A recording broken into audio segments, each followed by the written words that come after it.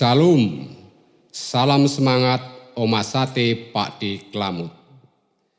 Bapak, Ibu, dan Saudara yang dikasihi Tuhan, tema saat teduh saat ini diberi judul Kasih adalah Pilihan. Firman Tuhan diambil dari 1 Korintus 14 ayat 1. Kejarlah kasih itu dan usahakanlah dirimu memperoleh karunia-karunia roh, terutama karunia untuk bernubuat. Bapak, Ibu, dan Saudara, pernahkah dalam hidup ini kita diperhadapkan pada pilihan-pilihan? Pilihan antara diam atau bertindak? Bertindak untuk memilih yang baik atau tidak? Pilihan itu baik demi ego kita atau kebaikan bersama. Dalam kebersamaan yang memihak atau penuh kasih persaudaraan. Ada banyak pilihan, namun saat ini panggilan hidup bagi kita adalah pilihan pada kasih. Mengapa kasih? Karena kita hidup dalam kasih Kristus. Kristus lebih dahulu mengasihi kita, maka kita mengikutnya. Dalam bacaan kita di 1 Korintus 14 ayat 1, ada dua hal yang hendak kita cermati. Yang pertama, kejarlah kasih. Kemudian yang kedua, karunia bernubuat.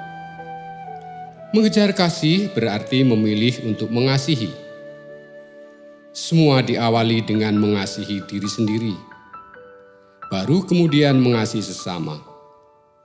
Sesama yang terdekat adalah lingkup keluarga dan meluas ke ranah keluarga gereja dan masyarakat di sekitar. Mengasihi berarti menyatakan kata dan tindakan yang penuh kebaikan sehingga membuat pihak lain merasakan kebahagiaan. Karena kasih itu memberi kekuatan, penghiburan, dan sukacita. Dengan demikian, cinta kasih Kristus yang tercermin dalam hidup kita. Kemudian yang kedua, karunia bernubuat. Karunia bernubuat ditemukan antara daftar karunia roh di dalam 1 Korintus 12 ayat 10 dan Roma 12 ayat 6.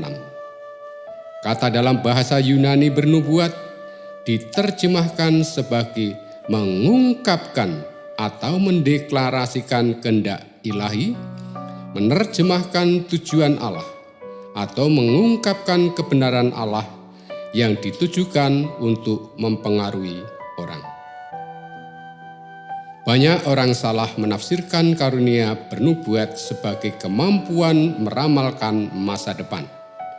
Meskipun pengetahuan tentang masa depan mungkin menjadi salah satu aspek karunia bernubuat. Yang dimaksudkan Rasul Paulus sebagaimana ada di 1 Korintus 14 ayat 3. Karunia bernubuat adalah penyampaian nasihat-nasihat firman Tuhan kepada jemaat dengan dampak membangun, menasihati, dan menghibur. Dengan demikian, karunia bernubuat mengandung maksud. Yang pertama, menunjuk pada dampak pembangunan kehidupan jemaat. Kemudian yang kedua, menunjuk pada fungsi memberi kekuatan dan penghiburan seperti yang dilakukan roh. Kemudian yang ketiga, membawa dampak peredaan, ketakutan atau menenangkan orang yang sedang dalam tekanan hidup. Bagaimanakah karunia nubuat ini dapat kita miliki? Yesaya 50 ayat 4 memberi petunjuk bahwa faedah kenabian terjadi bila orang bersangkutan mendisiplinkan diri mendengar firman Tuhan setiap hari. Yesaya 50 ayat 4. Tuhan Allah telah memberikan kepadaku lidah seorang murid, supaya dengan perkataan aku dapat memberi semangat baru kepada orang yang letih lesu. Setiap pagi ia mempertajam pendengaranku untuk mendengar seperti seorang murid. Bila kita mencermati karunia bernubuat dalam kehidupan jemaat atau rumah tangga, maka dalam hal inilah kasih itu nyata.